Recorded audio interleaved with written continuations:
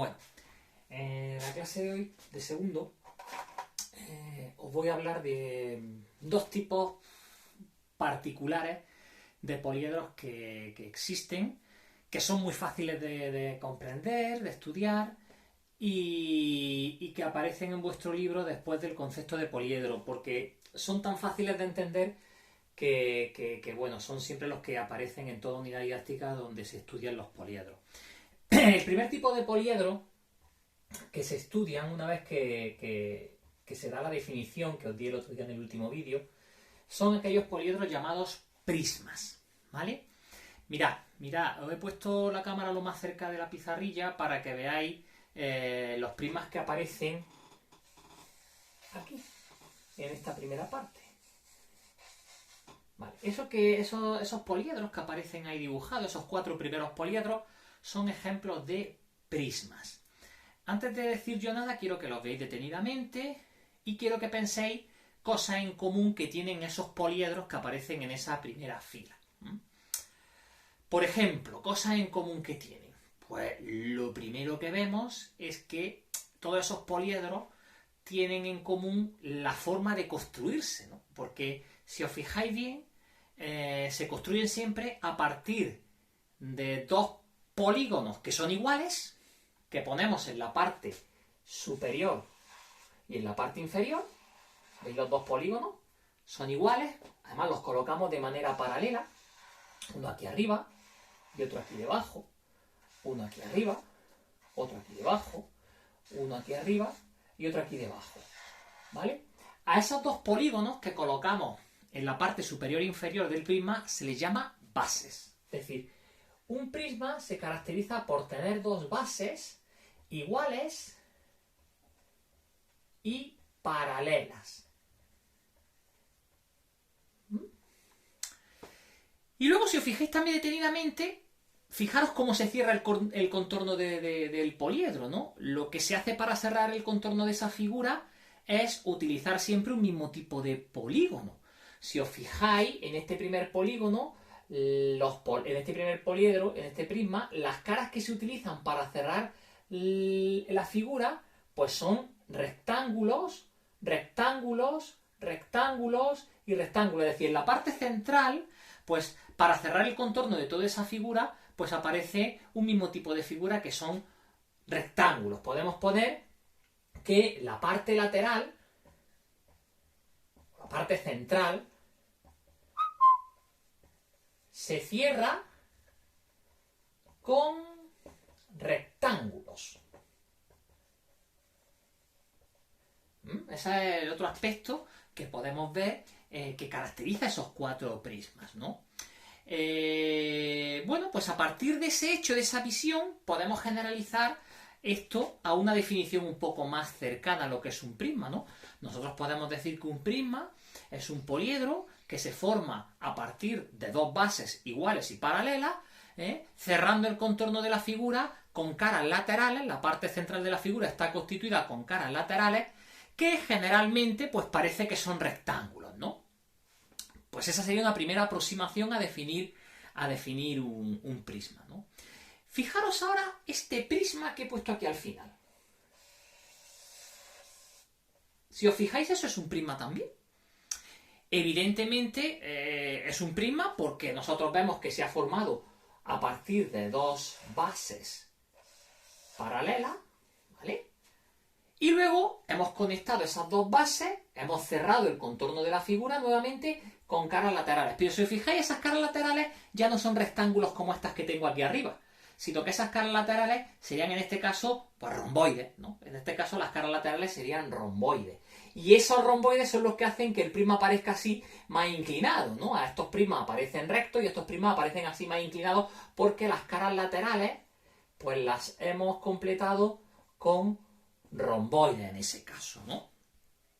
Fijaros que la construcción es un poco diferente en cuanto a lo que es la parte lateral. La parte lateral de estos prismas está constituida con rectángulos, la parte lateral de estos prismas se construye con romboides. Los prismas que se construyen de esta manera se llaman rectos, obvio. Los prismas que se construyen de esta manera se llaman oblicuos. también es obvio que utilicemos esas dos palabras para definir prismas rectos y diferenciarlos de los prismas oblicuos. En general, la definición general que os van a dar en cualquier libro de prisma es un poliedro que tiene dos bases iguales paralelas conectadas con caras laterales que son rectángulos, romboides, pueden ser cuadrados. En general, os van a hablar de que las caras laterales de un prisma pueden ser en general paralelogramos. Generalmente encontraremos prismas cuyas caras laterales sean cuadrados, rectángulos o romboides. ¿De acuerdo? Esa es la definición formal de prisma. Vamos a hablar de las partes del prisma. ¿De qué partes podemos considerar en un prisma? Bueno, pues en un prisma podemos considerar varias partes. En primer lugar, tenemos que un prisma tiene, hemos dicho, que es dos bases. Que son iguales. Generalmente hablamos de base superior y de base inferior. Luego tiene la parte central, que se llaman caras laterales, que hemos dicho que pueden ser cuadrados, rectángulos, romboides. Y luego tiene una parte que se llama altura. La altura de un prisma es muy fácil de definir. ¿Qué sería la altura de un prisma? Pues sería la distancia que hay entre las dos bases. Fijaros que si el prisma es recto, fijaros que la altura entre las dos bases sería lo que mide cada una de estas aristas. Espero que me estéis siguiendo. Si el prisma es recto, lo que mide esa arista es lo que mide la altura del prisma.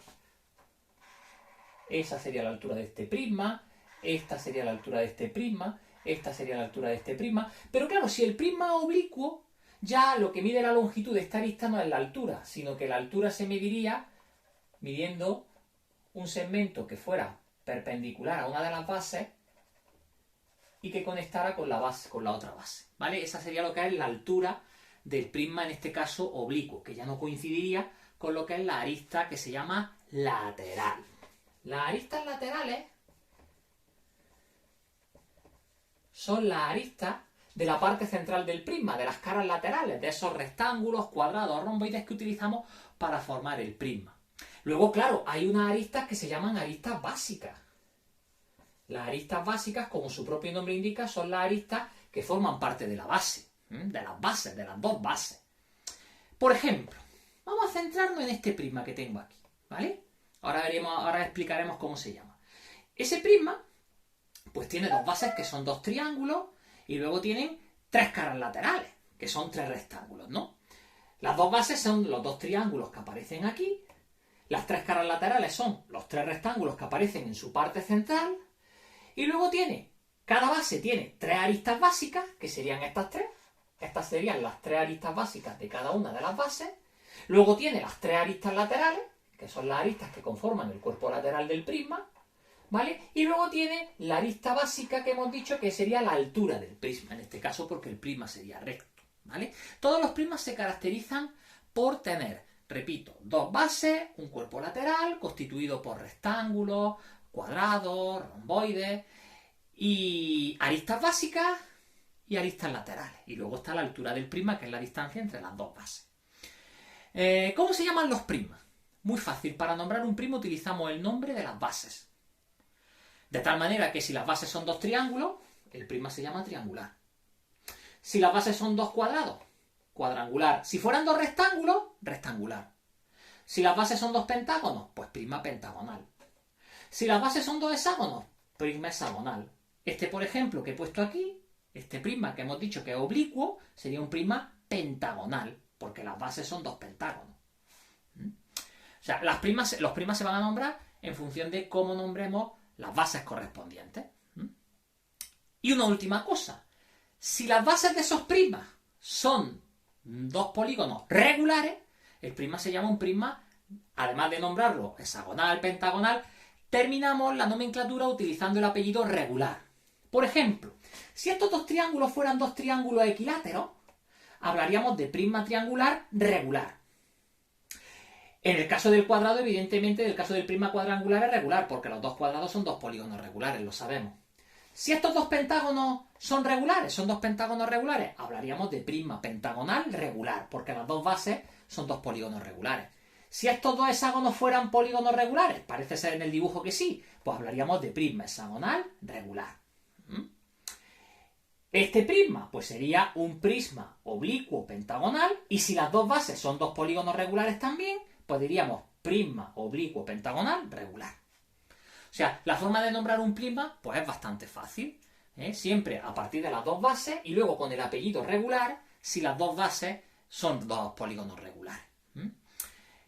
Eso en cuanto a prismas, ¿no? Fijaros que también, aunque esto no venga en el libro, pero yo hago mucho hincapié, fijaros que como cualquier poliedro, la fórmula de Euler se cumple en todos los prismas.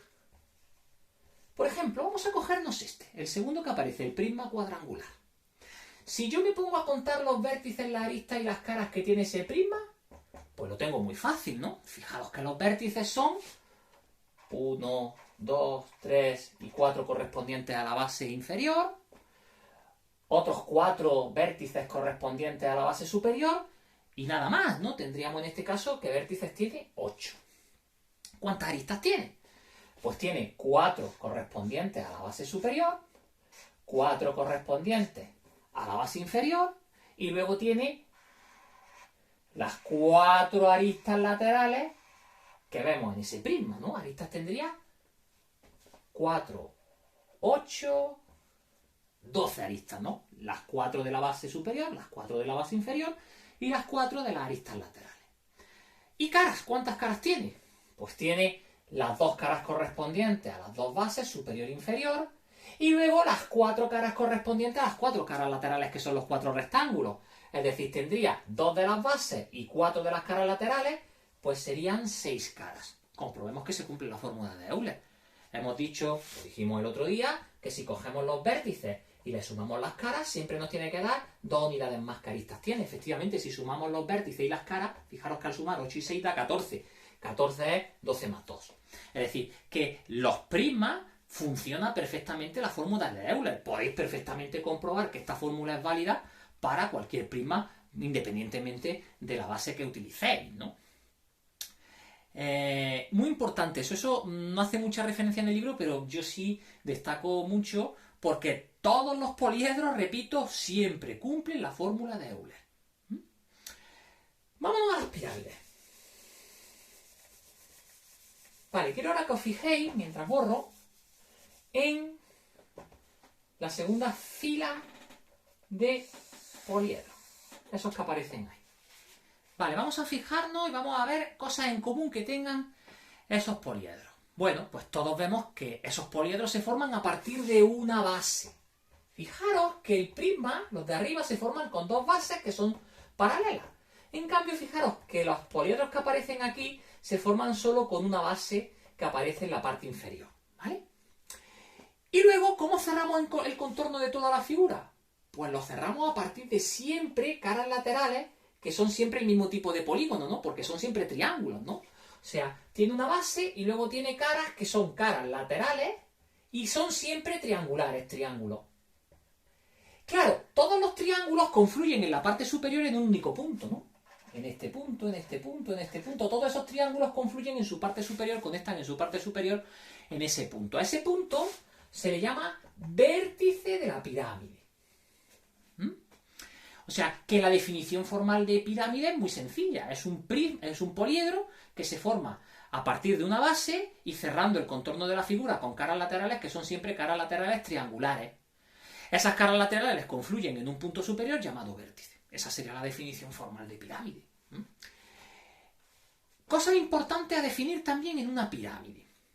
Mirad, lo mismo que existen aristas básicas en un prisma, pues también existen aristas básicas en una pirámide. ¿Qué serán las aristas básicas? Las aristas que aparecen en la base.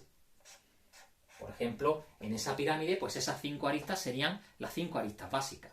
Lo mismo que existe en un prisma, aristas básicas, existen en una pirámide, aristas laterales, existen en una pirámide también aristas laterales. ¿Quiénes serían las aristas laterales? Pues las aristas que forman parte de las caras laterales. Por ejemplo, en esta pirámide, esto sería una arista lateral, esto sería otra arista lateral, todo esto que estoy aquí retintando, pues serían aristas laterales, ¿no? ¿Qué sería la altura de una pirámide? Pues fijaros, la altura de una pirámide sería la distancia del vértice al punto central de la base, ¿no? Pero claro, eso ocurre cuando las pirámides, fijaros, son de este estilo. ¿Veis? Esa sería la altura. Pero fijaros en la que aparece aquí. En esa pirámide, fijaros que hemos cogido la pirámide y las caras triangulares sí confluyen en un vértice que está aquí, pero lo hacen de manera torcida, ¿no? Vemos la diferencia entre este dibujo y este, ¿no? A estas pirámides se le llaman rectas. Rectas, lo pongo aquí. Y a esta pirámide se le llama pirámide oblicua. Lo mismo que los prismas, existen prismas rectos y prismas oblicuos, existen pirámides rectas y prismas oblicuas. ¿Qué sería la altura de una pirámide oblicua?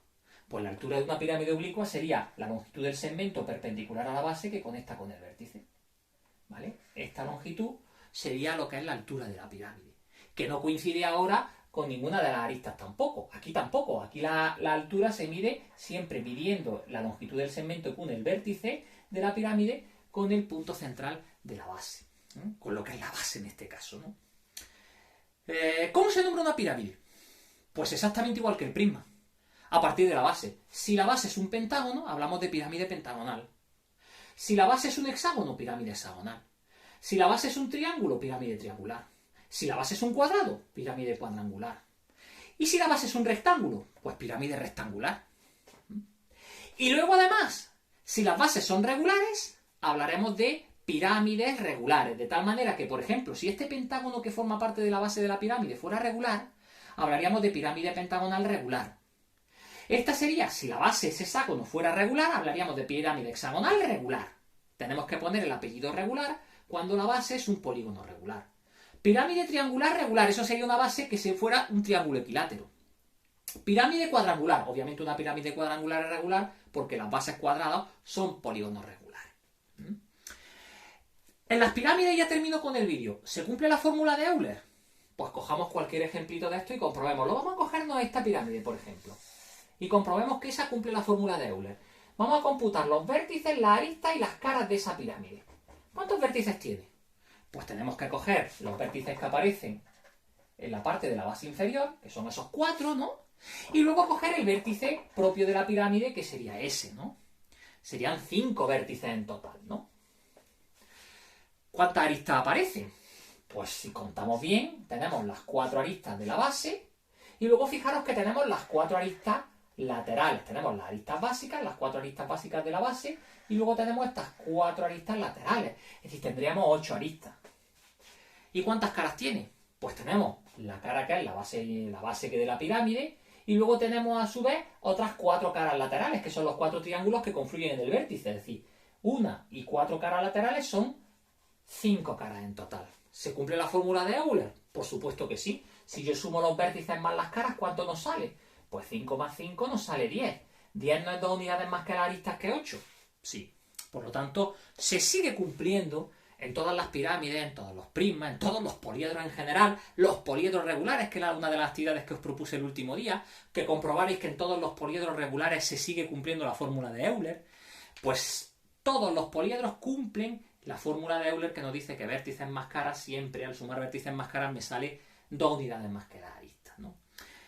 No voy a hacer más extenso el vídeo de hoy, porque lo único que pretendía con este vídeo es definiros el concepto de prisma y de pirámide como concepto de poliedro, tipo de poliedro básico, sencillo de analizar, de estudiar, que existen en la naturaleza. Sin nada más que añadir, me despido de vosotros de hoy. Cuidaros mucho, por favor, y no salgáis a la calle. Venga, muchas gracias.